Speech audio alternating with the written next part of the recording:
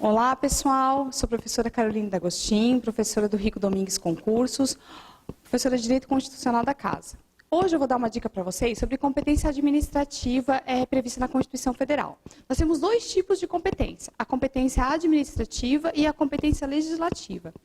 E esta administrativa e a legislativa são divididas em dois momentos. Uma que é só da União e outra que é dos outros entes federados. Com relação à competência administrativa, ela é inicialmente exclusiva da União e aí num outro artigo, no artigo 23, ela é dividida com os demais entes federados. Com relação à competência exclusiva da União, ela é indelegável. O que isso significa? Que ele não pode repassar para nenhum outro ente da federação. Somente a União terá estas atribuições. Com relação aí à competência administrativa comum dos entes federados, são atribuições que são delegadas a qualquer um dos entes federados. Todos eles podem atuar com relação a esse ponto. Já com relação à competência legislativa, a da União, apenas dela, é chamada de competência privativa. Esta, sim, com oposição à competência chamada de exclusiva, pode ser delegada aos estados. Tá? Só cuidado que essa delegação ela tem alguns requisitos que têm que ser cumpridos. Para que a União possa delegar, então ela tem uns requisitos. Que requisitos são estes? Um requisito de ordem formal, que tem que ser, essa delegação vem por lei complementar. Um requisito de ordem material, que são com relação a alguns pontos específicos daquele artigo da Constituição, daquela competência que é privativa. E, por último, um requisito que é chamado de requisito implícito. Que requisito é este?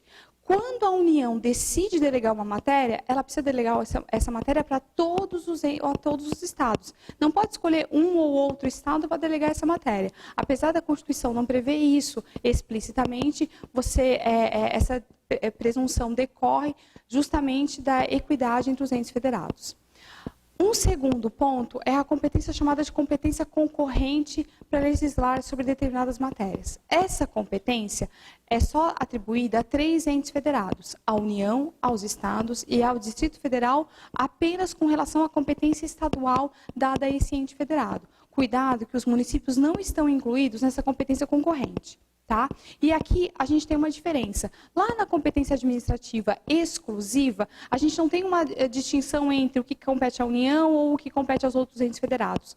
Aqui na legislativa a gente já tem normas gerais pela União, normas específicas de peculiaridades regionais aos demais entes federados, estados e Distrito Federal.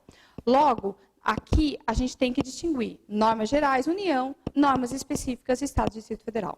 Todavia, essa previsão de que a União compete às normas gerais não exclui o fato de que, na ausência de uma norma geral, os Estados e o Distrito Federal podem realizar sozinhos essas normas gerais. O que vai acontecer? Se, porventura, um Estado tiver legislado normas gerais, normas específicas, e sobrevier uma lei federal com normas gerais sobre aquela matéria, eu vou ter que analisar essa norma estadual frente a essa norma federal. Se elas forem contraditórias uma com a outra, o que vai acontecer? No que for contraditório, a legislação estadual vai ter a sua eficácia suspensa, o termo é este, eficácia suspensa, suspensão de eficácia, tá? No que contrariar.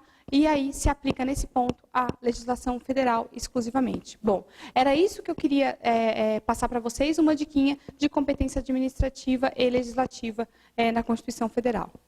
Bons estudos, obrigada.